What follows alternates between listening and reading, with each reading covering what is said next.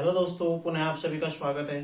दोस्तों, राजनीतिक जो हम पढ़ रहे हैं, भारत का संवैधानिक विकास, ठीक है, इसमें आज है साइमन कमीशन से हम आगे देखेंगे। तो पिछली क्लास में मैंने आपको बताया था जो 1919 का अधिनियम था और 1909 का अधिनियम था, ठीक है। तो 1919 का अधिनियम में एक यह भी व्यवस्था की गई थी, ठीक है, यह भी प्रावधान किया गया था कि जो अधिनियम है उसकी जांच के लिए एक 10 वर्ष पश्चात एक आयोग का गठन किया जाएगा, ठीक है। तो उसने कैसा कार्य किया, उस अधिनियम ने कार्य किया नहीं या नहीं किया, इस संबंध में जांच के लिए एक आयोग गठित किया जाएगा। लेकिन 8 वर्ष में ही एक आयोग का गठन कर दिया गया, ठीक है। 10 वर्ष कब होते 1929 को, लेकिन उसको 8 वर्ष यानी कि 1927 में ही एक आयोग का गठन कर दिया गया था, ठीक है। वो क्या था? साइमन आयोग या साइमन कमीशन, ठीक है।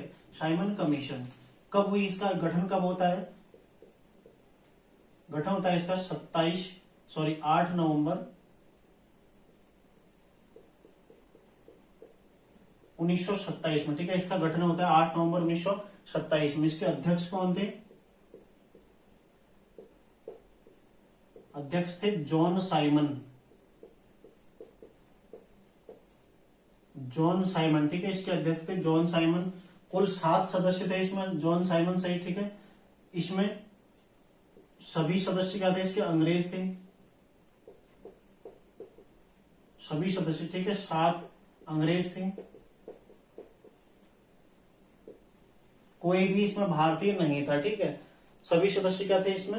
अंग्रेज थे। तो आपने एक याद रखना है, ठीक है। देखो भारत कब पहुंचा, भारत आया कब आया? 3 फरवरी 1928 को भारत आया, ठीक है। तो भारत आते ही भारतीयों ने क्या इसका बहिष्कार किया। क्यों किया? क्योंकि इसमें किसी भी भारतीय को सम्मिलित नहीं किया गया था, ठीक है। तो भारतीयों द्वारा बहिष्कार इसका किया गया।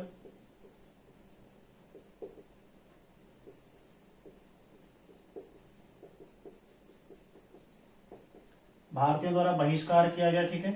करना ही था क्योंकि इसमें किसी भी भारतीय को शामिल नहीं किया गया था। और कांग्रेस द्वारा इसे क्या कहा गया?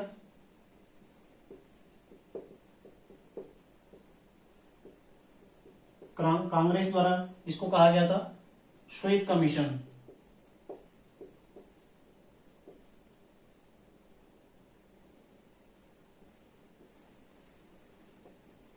कांग्रेस द्वारा इसे क्या कहा गया? श्वेत कमीशन कहा गया, ठीक है। तो भारतीय राष्ट्रीय कांग्रेस, उसके द्वारा इसको श्वेत कमीशन कहा गया था, ठीक है। और इस टाइम पर भारत का वायसराय कौन था?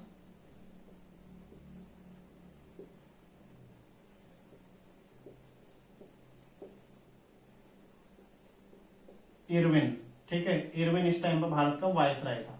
तो ये सारे फैक्ट इससे संबंधित आपने याद रखने हैं। सबसे पहला साइमन कमीशन क्या था? एक वैधानिक आयोग,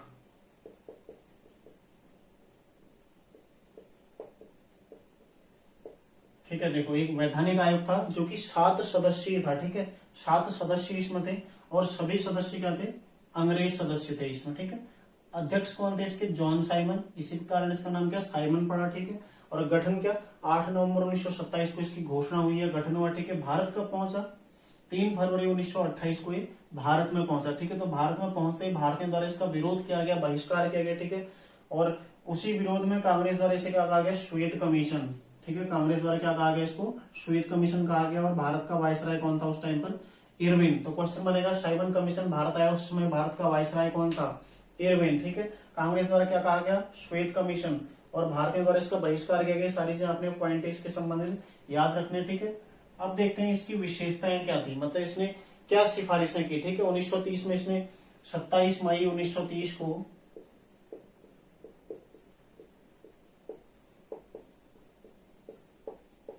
अपनी रिपोर्ट दी थी, ठीक है। इसने अपनी रिपोर्ट दी। प्रमुख सिफारिशें, जिसकी प्रमुख सिफारिशें क्या थी?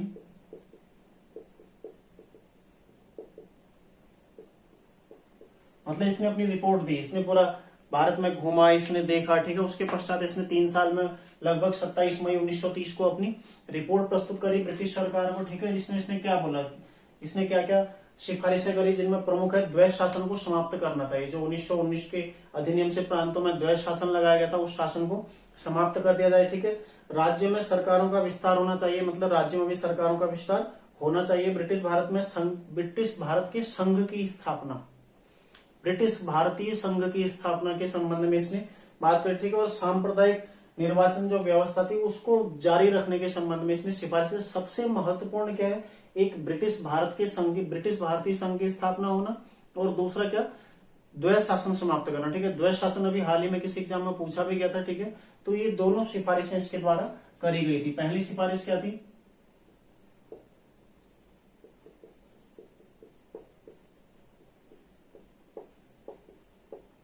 इसने बोला जो प्रांतों में द्वैध शासन है उसको समाप्त कर दिया जाए। ठीक है, ये पहली व्यवस्था थी इसकी।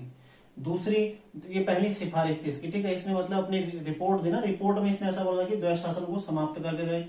दूसरा क्या बोला इसने, ब्रिटिश भारतीय संघ की स्थापना हो।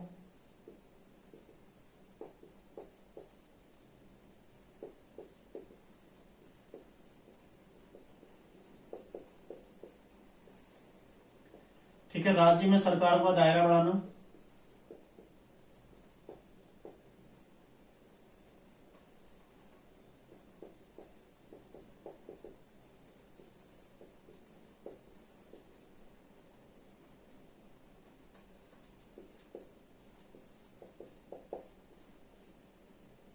और चौथी सिफारिश क्या की थी इसने,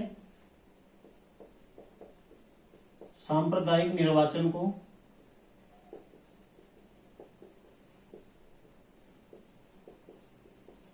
जारी रखा जाए। ठीक है, ये चार इसने सिफारिशें करी थी प्रमुख रूप से।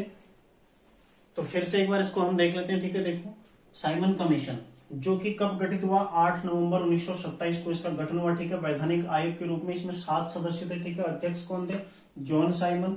भारत आया 3 फरवरी 1928 को भारत पहुंचा, और भारतीयों द्वारा भारत पहुंचते इसका बहिष्कार किया गया। क्यों किया गया, क्योंकि इसमें किसी भी भारतीय को सम्मिलित नहीं किया गया था, सभी इसमें अंग्रेज थे। ठीक है, इसलिए भारतीयों ने से क्या कहा, कांग्रेस के द्वारा से क्या कहा गया, श्वेत कमीशन। ठीक है, कहा गया। और उस टाइम पर वायसराय कौन था, इरविन। ठीक है, 27 मई 1930 को आयोग गठित किया। तो आयोग का उद्देश्य क्या था गठित करने का, यही कि वो जांच करे। ठीक है, अपनी जांच के पश्चात इसने अपनी एक रिपोर्ट दी, अपनी एक आख्या प्रस्तुत करी। उसमें इसके द्वारा कहा गया, सिफारिश की गई कि जो प्रांतों में द्वैध शासन है, 1919 के अधिनियम से जो द्वैध शासन शुरू किया गया उसको समाप्त कर दिया जाए। ठीक है, देखा था ना हमने, आरक्षित और हस्तांतरित 2 विषय बांटे गए थे, तो इनको समाप्त करने की सिफारिश करी इसने। दूसरा क्या, ब्रिटिश भारतीय संघ की स्थापना की जाए। ठीक है, इसने बोला कि ब्रिटिश भारतीय संघ की स्थापना हो। तीसरा, राज्यों में सरकारों का दायरा बढ़े, और सांप्रदायिक निर्वाचन जो 1909 के अधिनियम से शुरू हुआ था उसको जारी रखा जाए। ठीक है, तो सांप्रदायिक निर्वाचन को जारी रखा जाए, ये इसकी प्रमुख सिफारिशें थी। तो इसके पश्चात आप ऐतिहासिक दृष्टि से यदि देखते हैं, ठीक है, तो उसके पश्चात 3 गोलमेज सम्मेलन होते हैं। ठीक है, ब्रिटेन में 3 गोलमेज सम्मेलन होते हैं, सांप्रदायिक पांचाट, ठीक है, पूना पैक्ट वगैरह कई सारी चीजें होती हैं। तो ये सारी चीजें हम इतिहास में पढ़ेंगे। ठीक है, यहाँ पर नहीं पढ़ा रहा हूं मैं आपको, उसको मैं इतिहास में जल्दी ही आपको, ठीक है, शुरू कराऊंगा इतिहास भी, तो उसमें आपको मैं बहुत अच्छे से बताऊंगा उनको। ठीक है, तो साइमन कमीशन आप याद रखिएगा। अब देखते हैं भारत शासन अधिनियम 1935, जो कि अपने आप में क्या एक बड़ा दस्तावेज है। ठीक है, उसके संबंध में हम चर्चा करते हैं। ठीक है, तो अंततः भारत शासन अधिनियम 1935 भारत में आता है। ठीक है, जो कि एक बहुत बड़ा विस्तृत दस्तावेज था। इसमें आपको 321 धाराएं और 10 अनुसूचियां इसमें मिलती हैं। ठीक है, एक विस्तृत दस्तावेज।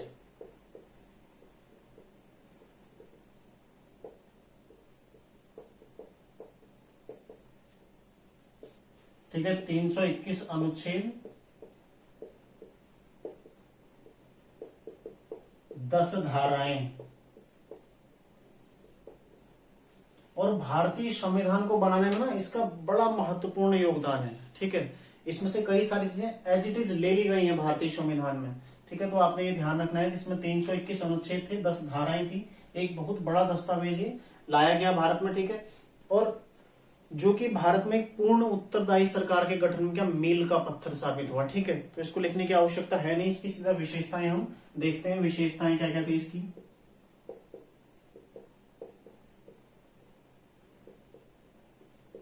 विशेषताएं। ठीक है, विशेषताएं क्या क्या विशेषताएं थी, इसके माध्यम से क्या एक अखिल भारतीय संघ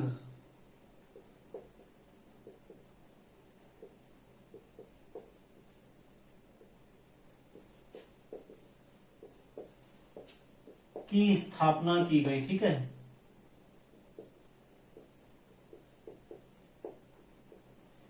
संघ मतलब छोटी छोटी इकाइयों को जोड़कर पूरा एक, ठीक है। तो इसमें क्या किया गया, एक अखिल भारतीय संघ की स्थापना की गई, जिसकी इसमें प्रमुख इकाइयां कौन सी थी, रियासतें और राज्य, ठीक है। इसकी प्रमुख इकाइयां या इस तरह से लिखते हैं, ठीक है। इसमें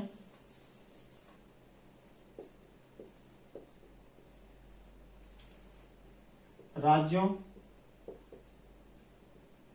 और रियासतों को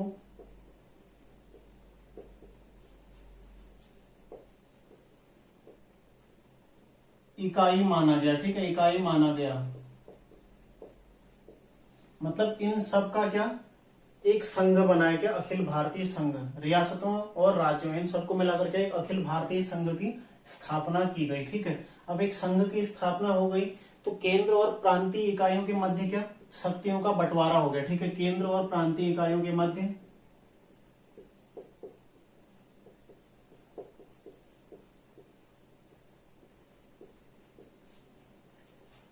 केंद्रीय और प्रांतीय इकाइयों के मध्य शक्तियों का बंटवारा,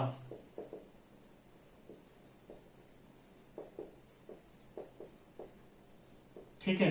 केंद्र अलग कानून बना सकते हैं और प्रांत अलग कानून बना सकते हैं, ठीक है। इसके लिए क्या किया गया, इस बंटवारे के लिए क्या किया गया, एक संघ सूची, मतलब 3 सूचियां लाई गई, ठीक है।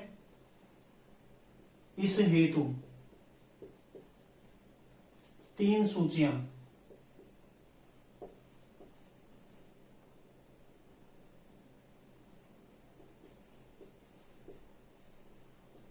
कौन कौन सी आई, एक संघ सूची,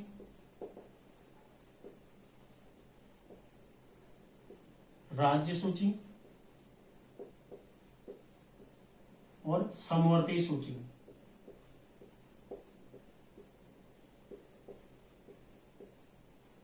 ठीक है। संघ सूची, राज्य सूची और समवर्ती सूची। संघ सूची में कितने विषय थे, 59, राज्य सूची में 54 और समवर्ती सूची में 36, ठीक है, 36 विषय।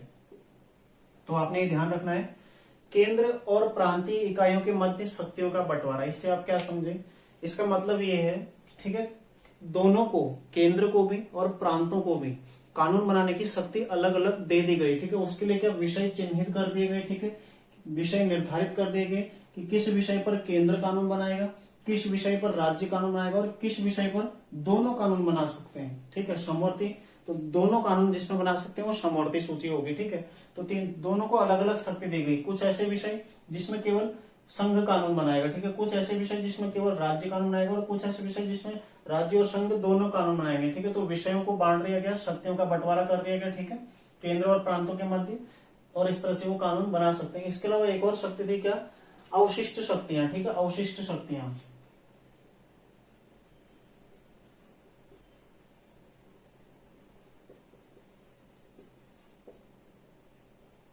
वायसराय को थी, ठीक है, वायसराय। अवशिष्ट शक्तियां किसके पास थी, वायसराय के पास। ये क्या है, जो इन तीनों विषयों से अलावा कुछ और विषय जो हो सकते थे, उन विषयों को क्या अवशिष्ट विषय में रखा गया, ठीक है, और उन पर कानून कौन बनाएगा, वायसराय कानून बनाएगा, ठीक है। ये समझ गए ना आप, क्लियर। देखो, संघ सूची में संघ कानून बनाएगा, यानी कि केंद्र कानून बनाएगा, राज्य सूची में प्रांत कानून बनाएगा, समवर्ती सूची में दोनों कानून बना सकते अपने हिसाब से, और ठीक है, अवशिष्ट शक्तियां किसके पास थी, वायसराय के पश्चात, ठीक है, जिसमें वायसराय कानून आएगा, जो इन तीनों से अलग रखे गए थे। अब जो संघ सूची है, ये संघ सूची, इसको भी क्या किया गया, 2 भागों में बांट दिया गया, ठीक है। संघ सूची को 2 भागों में बांट दिया गया। संघ सूची को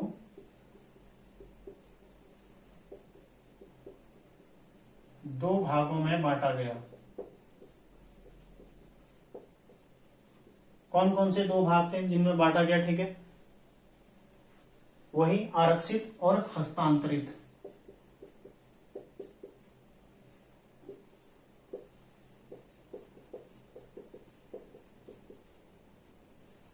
एक आरक्षित विषय और एक हस्तांतरित विषय, ठीक है। ध्यान रखिएगा, संघ सूची है, इसको भी 2 भागों में बांट दिया, ठीक है, एक आरक्षित विषय और एक हस्तांतरित विषय। तो इस प्रकार के केंद्र में द्वैध शासन शुरू हो गया, ठीक है।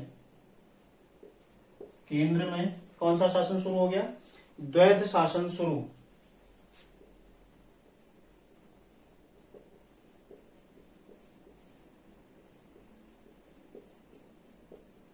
ठीक है, तो ये पॉइंट आपने याद रखना है। भारत शासन अधिनियम 1935 जो कि एक विस्तृत दस्तावेज था, ठीक है, 321 अनुच्छेद और 10 इसमें धाराएं थी। विशेषताएं क्या थी इसकी? विशेषताएं, एक अखिल भारतीय संघ की स्थापना इसमें की गई, ठीक है, और इसमें राज्यों और रियासतों को इकाई के रूप में माना गया, मतलब राज्यों और रियासतों को जोड़कर मिलाकर एक अखिल भारतीय संघ की स्थापना की गई, ठीक है। केंद्र और प्रांतीय इकाइयों के मध्य, मतलब इनमें शक्तियों का बंटवारा कर दिया गया। केंद्र अलग कानून अपने हिसाब से कानून बना सकता है अपने विषयों पर, ठीक है, राज्य अपने हिसाब से अपने विषयों पर कानून बना सकता है, और कोई ऐसे विषय भी थे जिनमें दोनों कानून बना सकते हैं, ठीक है। इनके अलावा जो अन्य विषय थे उन पर अवशिष्ट शक्तियां किसके पास थी? वायसराय के पास थी, वो उन पर कानून बना सकता है, ठीक है। संघ सूची को भी, फिर ये संघ सूची इसको दो भागों में बांटा गया, कौन कौन से? एक आरक्षित विषय और एक हस्तांतरित विषय, ठीक है। संघ सूची के कुल विषयों को दो भागों में बांट दिया गया, एक आरक्षित विषय में और एक हस्तांतरित विषय में। तो इस प्रकार के केंद्र में द्वैध शासन क्या हो गया? शुरू हो गया। कल हमने देखा था प्रांतों में द्वैध शासन, यह केंद्र में द्वैध शासन की शुरुआत अब हो चुकी है, ठीक है। तो इस चीज को आपने नोटिस करना है, याद रखना है, ठीक है। केंद्र में द्वैध शासन की शुरुआत 1935 का अधिनियम, प्रांतों में द्वैध शासन की शुरुआत 1919 का अधिनियम, दोनों अलग अलग है, ठीक है। तो दोनों में कंफ्यूज बिल्कुल भी आपने नहीं होना है। इसकी अन्य विशेषताओं को देखते हैं। सबसे पहले प्रांतों में द्वैध शासन क्या समाप्त कर दिया गया, ठीक है। जो प्रांतों के विषय थे उनको बांटा गया था ना, आरक्षित और हस्तांतरित, जो 1919 में बांटा गया था उनको समाप्त कर दिया गया, और केंद्र में द्वैध शासन की व्यवस्था शुरू हो गई थी, मैंने आपको अभी समझाया था, ठीक है। राज्यों में द्विसदनीय व्यवस्था शुरू, केंद्र में द्विसदनीय कब हुई? 1919 के अधिनियम से, और राज्यों में कब हुई द्विसदनीय व्यवस्था? 1935 के अधिनियम से, ठीक है। तो इसमें विधान परिषद और विधानसभा दो भागों में जो प्रांतीय परिषद थी उसको बांट दिया गया, ठीक है। तो द्विसदनीय व्यवस्था यहाँ पर शुरू हो गई। इससे पहले केंद्र में 1919 में शुरू हुई थी, वही व्यवस्था प्रांतों में शुरू हो गई, ठीक है। और इसी आधार पर 6 राज्यों, ठीक है, 6 राज्यों कौन कौन से? इसमें बंगाल, फिर बंबई, मद्रास, ठीक है, बिहार, संयुक्त प्रांत और असम, इन 6 राज्यों में क्या हुआ? विधान परिषद और विधानसभा यानी कि द्विसदनीय व्यवस्था शुरू हो गई, ठीक है। यहाँ पर विधान परिषद और विधानसभा अस्तित्व में आ गई, ठीक है। कुल 11 राज्य थे, उनमें से 6 में द्विसदनीय व्यवस्था अस्तित्व में आ गई, ठीक है। तो ये आपने ध्यान रखना, महत्वपूर्ण पॉइंट है परीक्षा की दृष्टि से। राज्यों में द्विसदनीय व्यवस्था किस अधिनियम से शुरू हुई थी? 1937 की, ठीक है। प्रांतों में द्वैध शासन किस अधिनियम के द्वारा समाप्त किया गया? 1937 से। केंद्र में द्वैध शासन किस अधिनियम द्वारा लगाया गया? 1937 से, ठीक है। आगे जो 1858 में एक भारत परिषद 1858 में स्थापित की गई थी ना, हमने पढ़ा था भारत परिषद, उसके लिए एक सचिव, तो उसको समाप्त कर दिया, भारत परिषद को अब समाप्त कर दिया गया, ठीक है। भारत परिषद का जो पद था, जो स्थापित किया गया था 1858 के अधिनियम से, इसको समाप्त कर दिया गया, ठीक है। मताधिकार का विस्तार हुआ, लगभग 10% जनता को, 10%, ठीक है, जनता को मत देने का अधिकार दिया गया, ठीक है। अब लगभग 10% लोग क्या मतदान कर सकते थे। पिछले में हमने देखा था जो कर अदा करते थे, मतलब कुछ सीमित, जो शिक्षित थे, सीमित लोगों को ही मत का अधिकार था, लेकिन यहाँ पर 10% लगभग जनता को मत देने का अधिकार मिल गया, ठीक है। प्रांतों को स्वायत्तता प्रदान की गई, ठीक है, ये मैंने आपको भी बता दिया था, प्रांतों को स्वायत्तता प्रदान की गई, ठीक है। और 1 अप्रैल 1937 को अस्तित्व में ये आया, ठीक है। ये 1 अप्रैल 1937 को ये व्यवस्था अस्तित्व में आई। तो यहाँ पर भी अब चुनाव होंगे, यहाँ पर भी निर्वाचन, ठीक है, यहाँ पर भी चयनित होंगे और स्वयं कानून बना सकते हैं, ठीक है। इनको स्वायत्तता प्रदान कर दी गई, ठीक है। तो प्रांतीय स्वायत्तता के लिए भी इसको जाना जाता है, इस अधिनियम को। काफी महत्वपूर्ण पॉइंट है, इसको आपने ध्यान रखना है, ठीक है। संघीय लोक सेवा आयोग का गठन, ये भी आपने ध्यान रखना है, क्योंकि जो 1926 में गठन हुआ था केवल लोक सेवा आयोग था, वो संघीय नहीं था, ठीक है।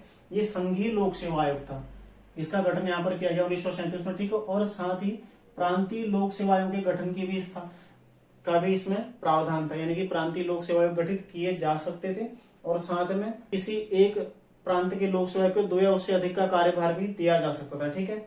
और अगला है 1937 में यहाँ पर संघीय न्यायालय की स्थापना होती है, तो ये पॉइंट आपने याद रखना है, ये कई बार पूछा जा चुका है, ठीक है, ये भी पूछा जा चुका है। और सांप्रदायिक प्रतिनिधित्व जो कि 1919 से शुरू हुआ था, ठीक है, उसका विस्तार किया गया, उसका विस्तार हुआ। अब सबसे पहले 1909 में किसके लिए था? मुस्लिमों के लिए। 1919 में सिख, आंग्ल भारतीय, ठीक है, या यूरोपीय, इनके लिए उसका विस्तार हुआ। अब किसके लिए हो गया 1935 में? दलित जातियों के लिए, महिलाओं के लिए और मजदूर वर्ग के लिए, ठीक है। तो इस प्रकार ये इसकी विशेषताएं हैं, ठीक है। ये ध्यान रखिएगा आप लोग सारे, इसमें महत्वपूर्ण तथ्य देखो। 1937 में संघीय न्यायालय की स्थापना, सांप्रदायिक प्रतिनिधित्व का विस्तार, संघीय लोक सेवा आयोग और प्रांतीय लोक सेवा आयोग का गठन, और एक प्रांतीय, किसी राज्य का प्रांतीय लोक सेवा आयोग जो था वो 2 राज्यों का भी हो सकता था, संयुक्त रूप से बनाया जा सकता था, ठीक है। प्रांतों में स्वायत्तता, ये तो बिल्कुल अति महत्वपूर्ण, ये सारे पॉइंट अति महत्वपूर्ण है, ये तो केवल महत्वपूर्ण लेकिन ये अति महत्वपूर्ण। राज्यों में द्विसदनीय व्यवस्था शुरू 1935, 1919 में केंद्र में शुरू हुई थी। प्रांतों में द्वैध शासन समाप्त कब? 1935, 1919 में शुरू हुआ था। केंद्र में द्वैध शासन कब शुरू हुआ? 1935 में, अभी बताया था मैंने आपको, ठीक है। तो द्विसदनीय व्यवस्था सबसे पहले 6 राज्यों बंगाल, बंबई, मद्रास, बिहार, संयुक्त प्रांत और असम में, ठीक है। भारत परिषद जो कि 1858 में स्थापित हुई थी, उसको समाप्त कर दिया गया, ठीक है। मताधिकार का विस्तार हुआ, 10% जनता को मत देने का अधिकार मिल गया। तो इस प्रकार आपका भारत शासन अधिनियम 1935 भी लगभग पूरा हो चुका है। इसमें कोई अन्य विशेषताएं जो परीक्षा की दृष्टि से महत्वपूर्ण है वो रह नहीं गई है, ठीक है। इससे आगे का जो संवैधानिक विकास है उसको हम अगली क्लास में देखेंगे, तो आप लोग इसको रिवाइज कर लीजिएगा, ठीक है। इसका स्क्रीनशॉट ले लीजिएगा आपको नोट करने के लिए। तो मिलते हैं नेक्स्ट क्लास में। आप लोग तैयारी करते रहिए, रिवीजन करते रहिए और ज्यादा से ज्यादा रिवीजन कीजिए, ठीक है। केवल रिवीजन ही आपको ज्यादा से ज्यादा करना है। नोट एक बार कर लिया छोड़ दो, लेकिन रिवीजन उसके पश्चात उसको 10 बार रिवीजन करो, ठीक है। तो रिवीजन करते रहिए। मिलते हैं नेक्स्ट क्लास में। धन्यवाद।